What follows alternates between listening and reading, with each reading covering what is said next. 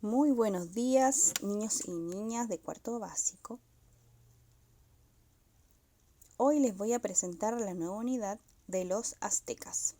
Vamos a aprender muchas cosas acerca de ellos, cómo utilizaban su tecnología, cómo también el comercio era muy importante para ellos. Vamos a ver, primero, su ubicación geográfica. Los aztecas estaban ubicados en Mesoamérica, específicamente en los territorios del actual México. Tenochtitlán era la capital del imperio. Después de la caída de Teotihuacán, llegó una época de guerras entre diferentes pueblos.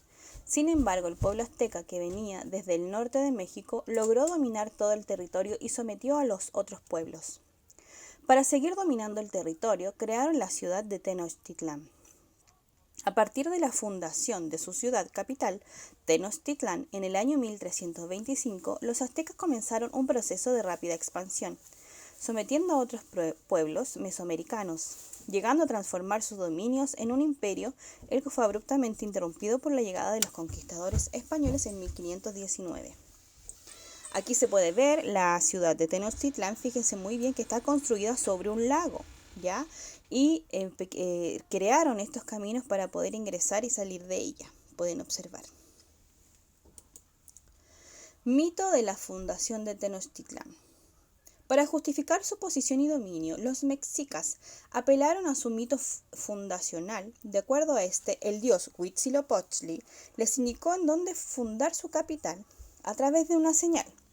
El lugar sería aquel en el que se posase sobre un nopal una águila devorando una serpiente. Como pueden ver ustedes en las imágenes, un nopal es una especie de cactus. Entonces, precisamente en el lugar donde vieron este águila sobre este cactus y comiéndose una serpiente, fue el lugar donde ellos fundaron su ciudad. Los aztecas desarrollaron avanzadas técnicas de cultivo que les permitieron mejorar su producción. En el caso de Tenochtitlán, para poder superar la falta de tierras cultivables, crearon pequeñas islas artificiales de forma rectangular con varas rellenas de limo, conocidas como las chinampas.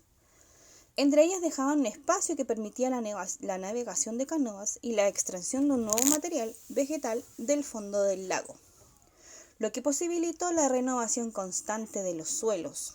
Estas técnicas, como las chinampas o la tala y la rosa, ¿cierto?, de los mayas, fueron probablemente adquiridas por los aztecas a partir de otras culturas mesoamericanas más antiguas, como la tolteca. Entre los principales cultivos realizados estaban el maíz, el poroto, la calabaza, el ají y el cacao. El cacao, que es la base del chocolate. Ahí pueden ver, ven en la imagen, las islas artificiales, ¿cierto?, que ellos crearon para sus cultivos. Muy, muy inteligente, ¿cierto? Aquí podemos explicar cada parte de las chinampas. ¿Ya? Las chinampas, estas especies de jardines artificiales flotantes, permitían ganar terrenos cultivables al lago Texcoco y expandir su ciudad. La red de los canales por donde se movilizaban las chinampas eran de extraordinaria fertilidad, ya que diariamente se esparcían sobre ellas fango extraído del fondo del lago y desperdicios humanos, que servía de abono natural. Entre los principales cultivos estaban el maíz, el poroto, la calabaza, el ají y el cacao. Economía y comercio. Como vimos recientemente, la agricultura era la base de la vida de los aztecas, ¿cierto? Principalmente con el cultivo de maíz, ají, frijoles, tomates, etc. Con el cacao elaboraron el chocolate y con la fermentación del jugo fabricaron la bebida de hoy que hoy se conoce como el pulque. Los aztecas tuvieron probablemente el mayor comercio de maíz de América, pero la circulación del grano no operó principalmente en forma de mercado. Fijarse el pago del tributo o impuestos, gran parte del cual debía entregarse en maíz. Ellos pagaban el tributo, como a los emperadores, pagaban con maíz. Vamos a ver ahora sus características culturales. Aquí tenemos la pirámide social de los aztecas. Recordemos, las pirámides sociales van de mayor complejidad desde arriba hacia abajo, ¿cierto? Primero, el Huey Tlatoani, que era el emperador. Luego tenemos Pipiltín, que era la nobleza, los descendientes de los toltecas. Cahuatpipiltín, los nobles. y los sacerdotes. Después vienen los pochtecas, que eran comerciantes, mercaderes, Macehualtín, agricultores y artesanos, y los mayeques, que eran los braceros de los pipiltín. Tlatlacotín, que eran los esclavos. Como pueden ustedes observar, ¿cierto? En la parte más baja siempre van a estar los esclavos, luego los agricultores, luego los comerciantes, después la nobleza y los sacerdotes y finalmente el emperador. La religión se caracterizaba por ser politeísta, o sea, creían en muchos dioses, todos ellos asociados a la naturaleza, igual que los otros pueblos, ¿ya? Y las divinidades más importantes o dioses más importantes está Ometecuhtli, que era el dios de la dualidad del hombre y la mujer, del sol y la luna, Huitzilopochtli, dios de la guerra, Quetzalcóatl, dios del aire, Tezcatlipoca, uno de los dioses principales, que representaba al dios maligno de la noche y a su alimento, que era el corazón de los hombres. Aquí tenemos religión, la lucha de los dioses. Según la antigua leyenda, Quetzalcóatl era un líder bondadoso que apartó a su pueblo de los sacrificios humanos. Era de piel blanca y larga barba. Predicaba el amor y la colaboración. Tezcatlipoca, un sacerdote rival, humilló a Quetzalcóatl haciéndole beber una droga que le hizo perder la cordura por unas horas. Bajo el influjo de la droga, Quetzalcóatl se puso en ridículo delante de sus súbditos y tuvo que exiliarse. Al salir de la ciudad, Quetzalcóatl juró volver a vengarse y recuperar su ciudad. Los aztecas siempre esperaron que Quetzalcóatl regresara. Entonces, cuando Hernán Cortés llegó a conquistarlos, los aztecas creían que era Quetzalcóatl, que venía a cumplir su promesa de venganza, y lo recibieron con oro y fiestas, creyendo que era él la serpiente emplumada. Los sacrificios humanos. Un elemento fundamental en el culto religioso eran los sacrificios humanos. Para los aztecas era una compensación o pago de que los hombres le daban a los dioses. La sangre mantenía vivo al dios sol. También realizaban guerras floridas, con el fin de hacer prisioneros para el sacrificio. El sentido de la ofrenda de los seres humanos y los animales era alimentar a las deidades solares, a los dioses del sol. Entre más feroz era el guerrero capturado, más satisfechos estaban los dioses. Incluso existían guerreros que ganaban y decidían ofrecerse en sacrificio, porque eso era un honor. Zompantli, altar donde se empleaban ante la vista pública las cabezas aún sangrientas de los cautivos sacrificados con el fin de honrar a los dioses.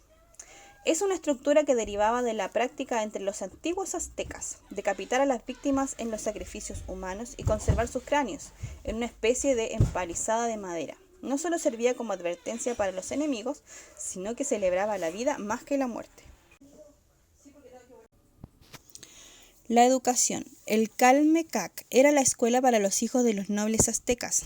En esta escuela se les entrenaba para ser sacerdotes, jueces, maestros o gobernantes, educándolos en la historia, astronomía y otras ciencias, la medición del tiempo, música y filosofía, religión, hábitos de limpieza, cuestiones de economía y gobierno, y sobre todo disciplina y valores morales. Había maestros especiales que les enseñaban la tradición y leían y aprendían de memoria las historias ilustradas en los códices. El Telpochcalli eran centros en los que se educaba a los jóvenes del pueblo a partir de los 15 años para servir a su comunidad y para la guerra. A diferencia de los nobles que asistían al Calmecac, los plebeyos conocidos genéricamente como Macehualtzin asistían al Tepochcalli. Estas escuelas para jóvenes se encontraban en cada barrio o calpulli. Los calpullis eran grupos de familias que tenían un lazo de sangre entre sí. Bien, vamos a ver ahora el calendario azteca. La piedra del sol. La piedra del sol o piedra de los soles es un disco monolítico con inscripciones alusivas a la cosmogia méxica y los cultos solares de los aztecas. Es común e incorrectamente llamada calendario azteca. Dentro de este monolito están descritos los movimientos de los astros y algunos ciclos en donde los meses duraban 20 días, los años 18 meses y los siglos 52 años, los cuales se renuevan, o sea, son cíclicos. El centro del monolito se encuentra en el rostro del dios solar Tonatiuh, dentro del glifo movimiento, con sus dos manos. Además, en cada mano sus garras aprietan un corazón humano y su lengua está representada como un cuchillo o pedernal, o una larga barba representando su sabiduría. Las 4 eras, o los 4 soles. En el cuadrado superior derecho se representa el 4 jaguar, día que tras 676 años la primera era acabó al surgir de las entrañas de la tierra monstruos que devoraron a la gente. Esas son todas sus cosmovisión que tenían ellos. A su izquierda está 4 vientos, que recuerda que tras 364 años, vientos huracanados sacudieron la tierra e hicieron que los que no perteneciesen se convirtiesen en monos. Bajo 4 lluvias de fuego, el mundo duró 312 años y los que vivieron en él perecieron o se volvieron guajalotes tras una lluvia de fuego. En el cuadrado inferior derecho se encuentra 4 agua, antesala de nuestro mundo, que duró 676 años y acabó cuando los que habitaron murieron aprisionados por las aguas y se transformaron en peces. Todo eso es la cosmovisión que tenían ellos de cómo vieron cómo se formó el mundo. Además, el disco central contiene los signos de los puntos cardinales colocados entre los signos de las eras. El norte, signo 1 pedernal, sur, signo 1 lluvia, con Shuwitsoyi, un signo heráldico, y oeste, el signo 7 mono. Bueno, estas cosas son los símbolos que ellos utilizaban, lo que ellos pensaban o creían, cómo se había formado o qué es lo que iba a ocurrir con el mundo que a ellos les rodeaba. Eso es, niños, espero que les haya quedado un poquito más claro. Debemos también decir que tienen muchas semejanzas con la civilización maya, y que estas estaban todas muy cercanas, por lo tanto muchas de sus cosas se repetían. Así que nos vemos en las clases Zoom.